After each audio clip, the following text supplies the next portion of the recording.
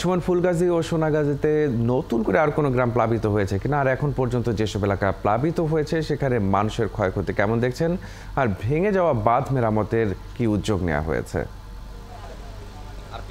যে ফুলগাজী এবং পরশুরামের দুই উপজেলায় ভাঙন দেখা দিয়েছে। আমরা গতকাল যে 5টি স্থানে ভাঙন দেখা দিয়েছিল, সে 5টি স্থানে কিন্তু এখনও কিন্তু লোকালয়ে পানি ঢুকছে, তবে পানি কমতে শুরু করেছে। আমরা মহুরী নদীর পানি সকাল 9টায় আমরা খবর পেয়েছি যে মহুরী নদীর পানি বিপদসীমার 50 সেন্টিমিটার উপর দিয়ে প্রবাহিত হচ্ছে, যেটি গতকাল ছিল 126 সেন্টিমিটার। তা আজ সকাল থেকে এখন পর্যন্ত তেমন বৃষ্টি হয়নি। সকাল ভোরবেলা একটু গুড়ি গুড়ি বৃষ্টি হয়েছিল। আমরা ফেনী আবহাওয়া অফিসের কাছ থেকে যেটি খবর পেয়েছি যে গত 24 ঘন্টা ফেনীতে 28 মিলিমিটার বৃষ্টিপাত রেকর্ড করা হয়েছে। আমি এই মুহূর্তে রয়েছি ফেনী পরশুরামের চিতলিয়ার দক্ষিণ শালদর যে মহুরী নদীর ভেড়িবাঁধ, যে আমার পেছনে যে এই স্থানে ভাঙন দেখা দিয়েছিল।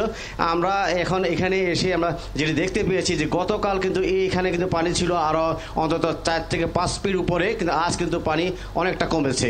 তো এখানকার মানুষজন বলছে যে এই পানি এখান থেকে ভেতরে ঢুকে এই মালিপাতা এবং নীলক্ষী সহ এখানকার যে নিচু যে এলাকা রয়েছে, গ্রামগুলি রয়েছে, সেখানে নিচু এলাকার তলিয়ে যাচ্ছে। তবে উপরে যে গ্রামগুলো ছিল গতকাল বাড়িঘরে পানি ছিল, সেগুলি কিন্তু নেমেছে। এখন কিন্তু ক্রমান্বয়ে পশ্চিম পাশে যে নিচু এলাকা, সেখানে কিন্তু এই পানিগুলো ঢুকছে। মহুরী নদীর পানি নামার জন্য মহুরী নদীর যে 40টি স্লুইস গেট ছিল, সেগুলি খুলে দেওয়া হচ্ছে, যার কারণে পানি নামতে শুরু করেছে। আমরা এখানকার যারা রয়েছে স্থানীয় মানুষ রয়েছে, তারা এই যে ভাঙনের কারণে কি দুর্ভোগ তারা পোয়াচ্ছেন, আমরা তাদের কাছ থেকে একটু জেনে নেব।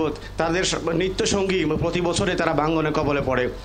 আপনি তো আপনার বাড়িতে এখানে যে এই প্রতি বছরে ভাঙে, তা আপনাদের দুর্গতি কেমন হচ্ছে এখন? এই যে দুর্গতি লাঘবে কি পদক্ষেপ নিচ্ছে আপনি বলেন। আমাদের সম্পূর্ণ কৃষকের জ্বালাসান্দি সব নষ্ট হয়ে গেছে, এটা কোনো পাওয়ার মতন ন। আর পানি এই বেড়িবাঁধের সংস্কার যদি না হয়, আমাদের প্রতি বছরে আমাদের উপর এই ধরনের, আর আমাদের এই রাস্তাটা সংস্কার করলে আমাদের এলাকাবাসী উপকৃত হবে। এখানকার যে মানুষের যেটি চাওয়া হচ্ছে যে এই যে বেড়িবাঁধ সংস্কার, যে নদী খনন করে টেকসই একটি বাঁধ নির্মাণ করার জন্য তাদের একটা দাবি রয়েছে দীর্ঘদিনের। বছর পর বছর এই দাবিগুলি উঠে আসছে, কিন্তু আসলে বাস্তবায়ন হচ্ছে না। আমি ফেনী পানি উন্নয়ন বোর্ডের কর্মকর্তাদের সঙ্গে আজ সকালে কথা বলেছিলাম। তারা আমাকে জানিয়েছেন যে পানি আরও নামার পরে তারা এই যে 5টি স্থান ভেঙেছে, সেখানে তারা জিও ব্যাগ সহ তারা যে মেরামত করার জন্য বিভিন্ন উপকরণ তারা প্রস্তুত রেখেছেন। এই পানি নামার পরে তারা অস্থায়ী ভিত্তিতে তারা কিছু পদক্ষেপ নিয়েছে, এবং ইতিমধ্যে যেহেতু সংসদ সদস্য স্থায়ী বাঁধ নির্মাণের কথা বলেছে, সেটি সেখানকার যারা গ্রামবাসী রয়েছেন তাদের জন্য এটি সুখবরই হবে।